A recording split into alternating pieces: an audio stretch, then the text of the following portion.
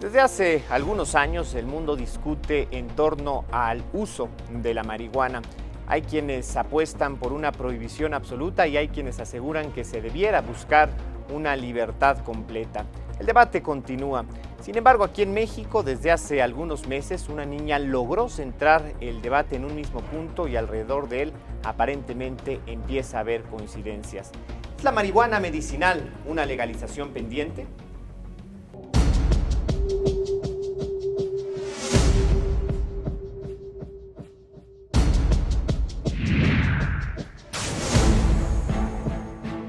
Grace tiene 8 años.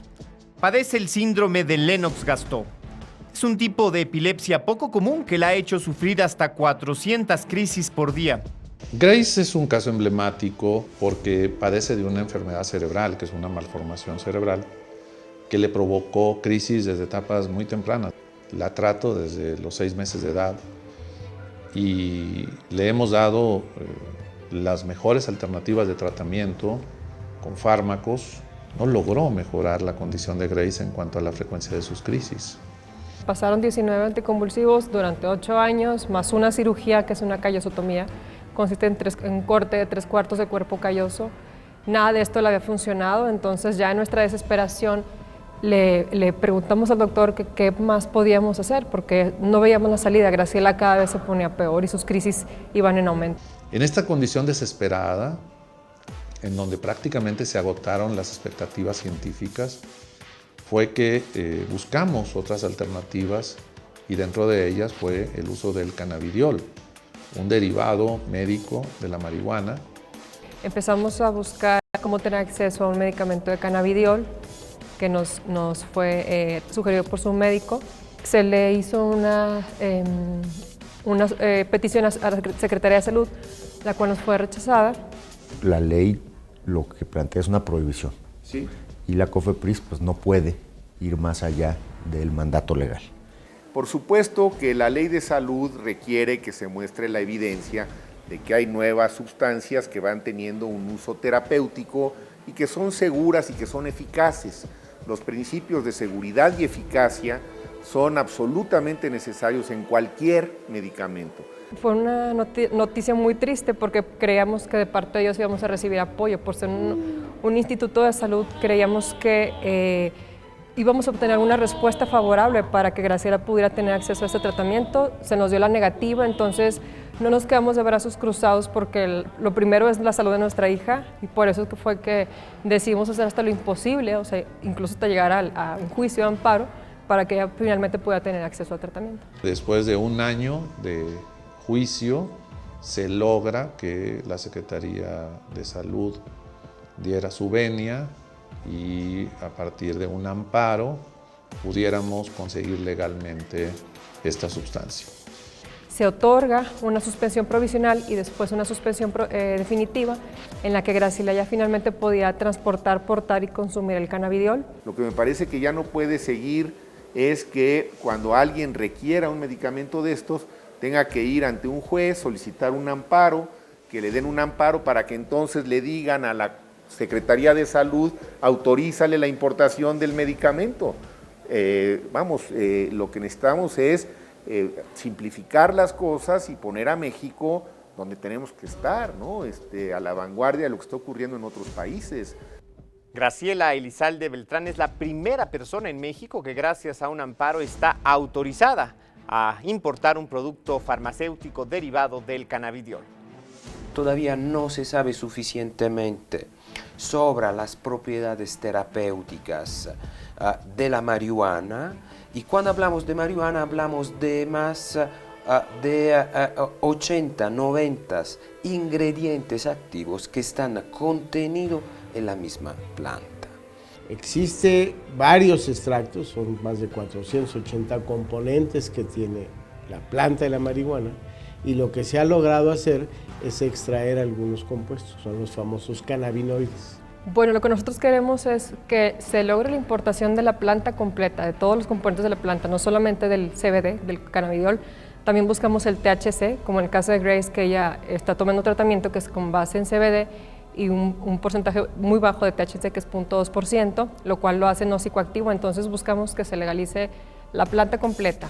Nos estamos refiriendo a derivados químicos, los cuales han sido extraídos de la planta y que se les ha reducido o quitado por completo los efectos psicotrópicos. En el caso de la marihuana, cuando se presenta con THC, no podemos entrar a su estudio porque la Ley General de Salud lo establece como un estupefaciente. Está expresamente prohibido. La realidad es que lo que tenemos como experiencia médica es que es particularmente bien tolerada. Efectos secundarios como letargo, como sueño, como aumento del apetito, son los efectos más comunes en esto. Y estos efectos, vistos a la luz de una enfermedad grave, deteriorante y progresiva, como puede ser la esclerosis múltiple o la epilepsia, ¿sí?, o el cáncer, realmente resultan verdaderamente menores comparados con los beneficios que se pueden obtener. Pues la marihuana sí tiene un efecto nocivo para la salud, que en el desarrollo temprano del cerebro, si se inicia a consumir, va a haber una afectación al área del cerebro que genera el conocimiento, que desarrolla las capacidades cognitivas, que otra gran conclusión es tenemos que proteger a los menores de edad, que los menores de edad tienen que estar realmente blindados al consumo, sobre todo por esta evidencia que se tiene del desarrollo del cerebro. Y del otro lado, muy probablemente podría también atender la que es la demanda para marihuana por parte de consumidores de marihuana con problemas que encontrarían a través de la marihuana terapéutica una respuesta a lo que hoy en día es el problema de en dónde abastecerse de marihuana. Sí, es importante entender que es distinto la extracción de estos compuestos a pues ofertar fumar marihuana, y yo entiendo que se interpreta así pues porque miles de estadounidenses, si no millones, pues se consumen diariamente un cigarro en el entendido que es medicinal. Enfermedades como los síndromes de Lennox-Gastaut, además del de Dravet, esclerosis múltiple, el VIH-Sida, el cáncer y el Alzheimer, podrían ser tratados con la cannabis y sus derivados farmacéuticos. Y principalmente las indicaciones han sido para estimular el apetito en pacientes con síndrome de desgaste, en muchas ocasiones asociados a la infección por virus de inmunodeficiencia humana o por cáncer. También para controlar la náusea en aquellos pacientes que reciben quimioterapia y que por lo general en un grupo muy pequeño no responden a los antieméticos tradicionales que usamos aquí en la práctica oncológica. De entrada, por ejemplo, podemos hablar del manejo del dolor. También podemos hablar de los efectos indeseables de la quimioterapia. Nomás imagínense la cantidad de pacientes que tienen cáncer en México. Es una de las causas más importantes de fallecimientos. Y muchos de estos pacientes cursan con efectos verdaderamente muy serios, indeseables, por los fármacos quimioterápicos. Ese tipo de efectos se reduce notoriamente también cuando se utiliza marihuana medicinal. Pero por si fuera poco, hay enfermedades como la epilepsia del adulto, en donde estudios canadienses han demostrado que aún fumándola puede tener efectos al atenuar el impacto de las convulsiones en estas personas. Fumar marihuana no tiene absolutamente ningún efecto medicinal.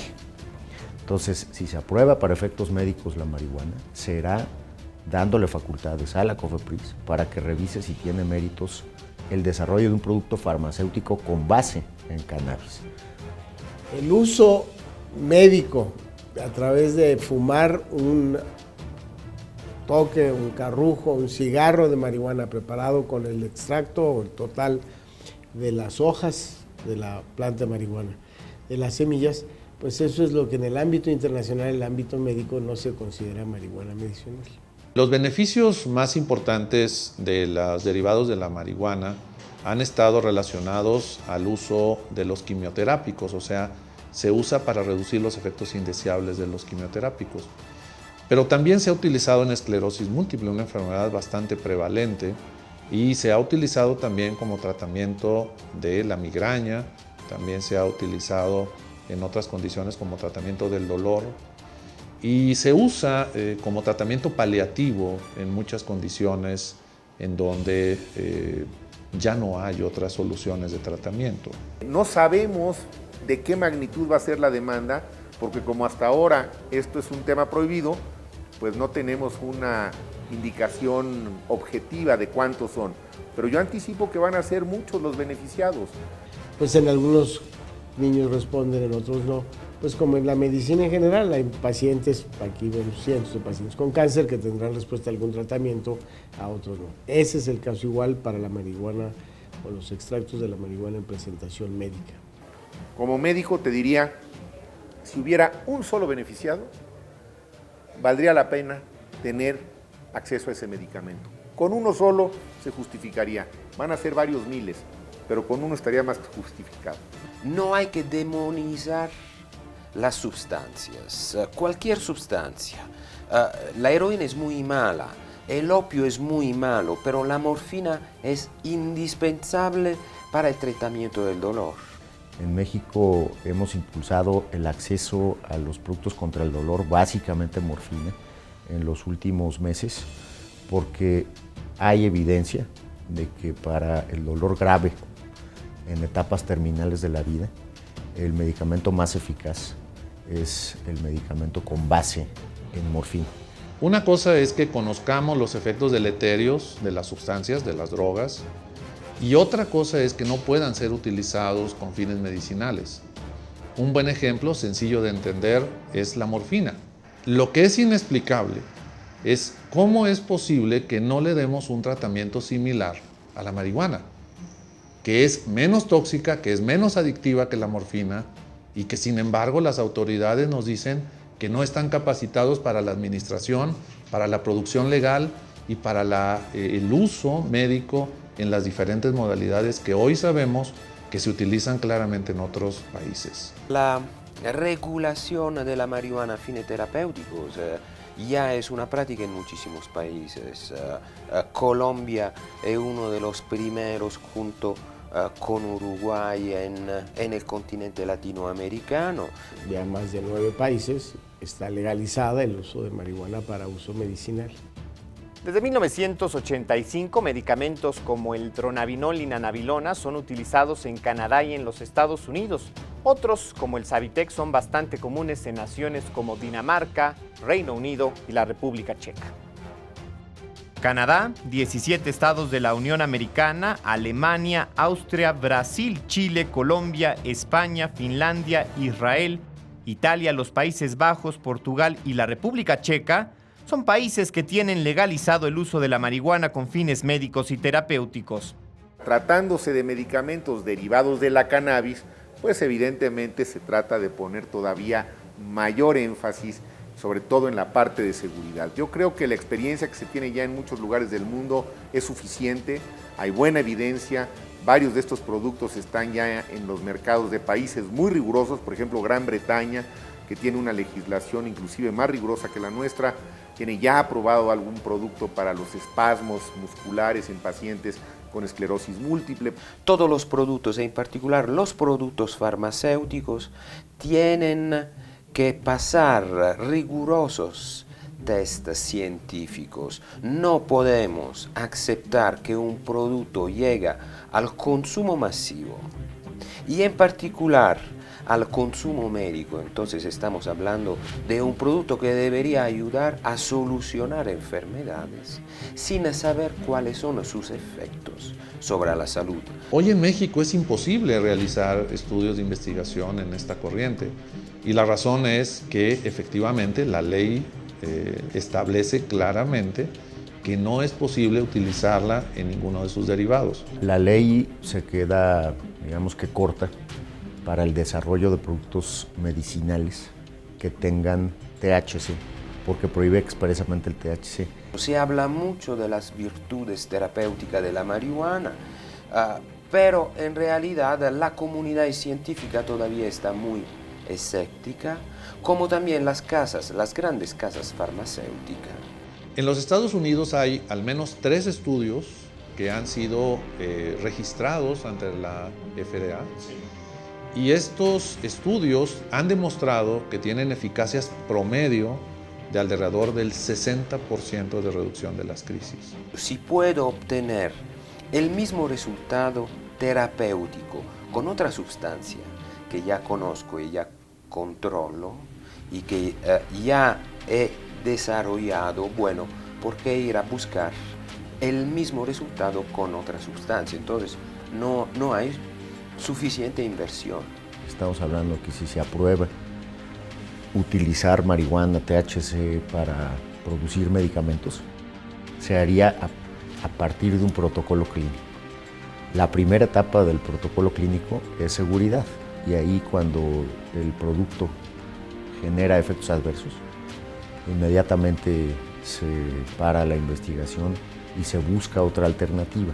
Los principios activos de la marihuana son tantos y tan nombrosos y tan estables que difícilmente se logra sacar un producto que tenga de verdad un beneficio terapéutico que no se pueda obtener con otros ingredientes químicos, farmacológicos que ya conocemos. No se acaba el mundo si no tenemos medicamentos con THC, que tenemos alternativas muy claras, que no estamos en contra a que se abra la posibilidad de que se desarrolle esa medicina en nuestro país, pero que hoy, al ser autoridad ejecutiva, tendríamos que esperar una decisión legislativa.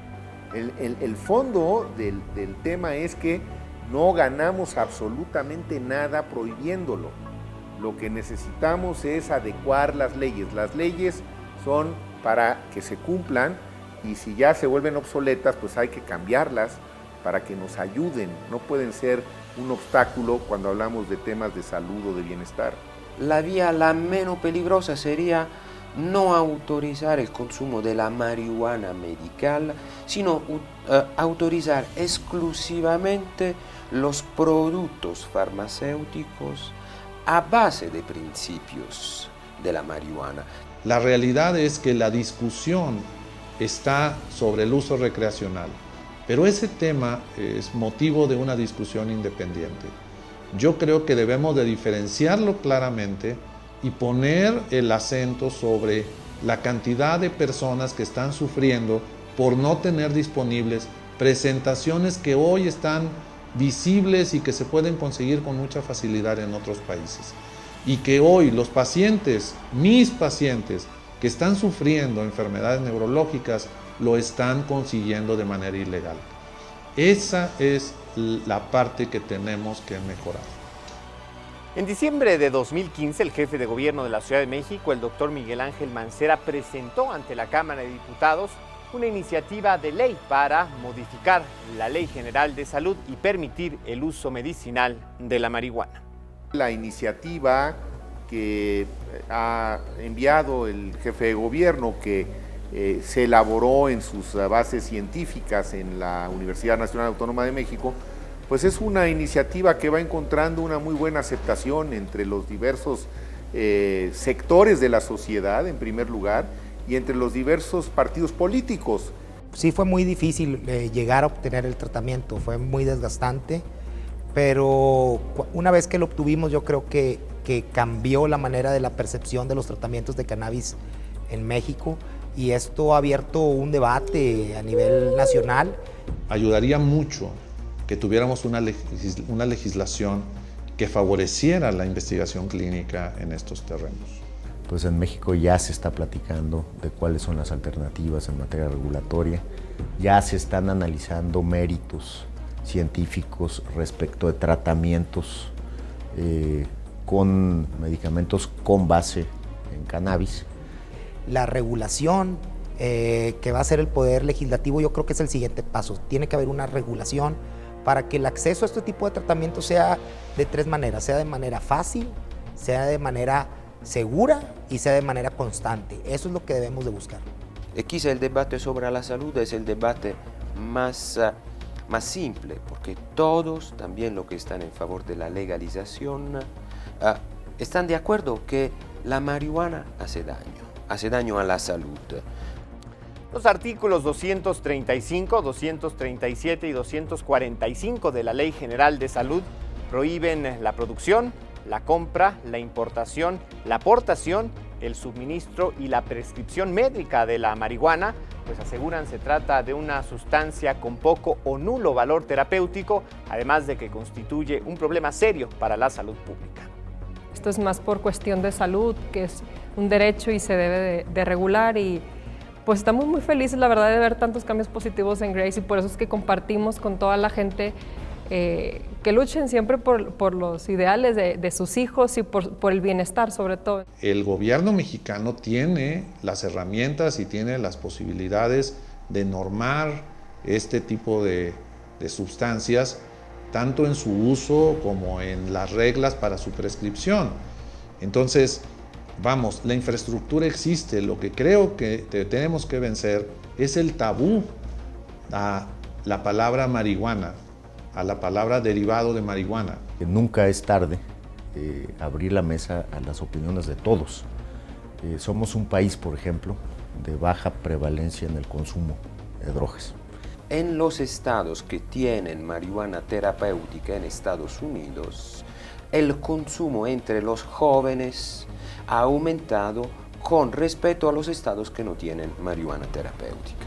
¿Eso qué quiere decir? Quiere decir que no obstante la regulación, no obstante el hecho que la marihuana sea distribuida a través de un canal terapéutico, esta distribución facilita el consumo para los jóvenes. Y hay que hacer investigación, hay que hacer, tenemos que regularla. También sabemos que es una droga, al igual que todos los medicamentos que se venden son drogas y que tiene cosas negativas, pero son más las positivas que tiene. Entonces hay que hacer una buena regulación de la planta para que esto pueda ser accesible a todas las personas que realmente lo ocupan y que los médicos aparte lo están recomendando. Yo creo que ese es el principal, los médicos lo están recomendando y es algo que es natural realmente, o sea, no es tan malo como realmente nos lo pintan.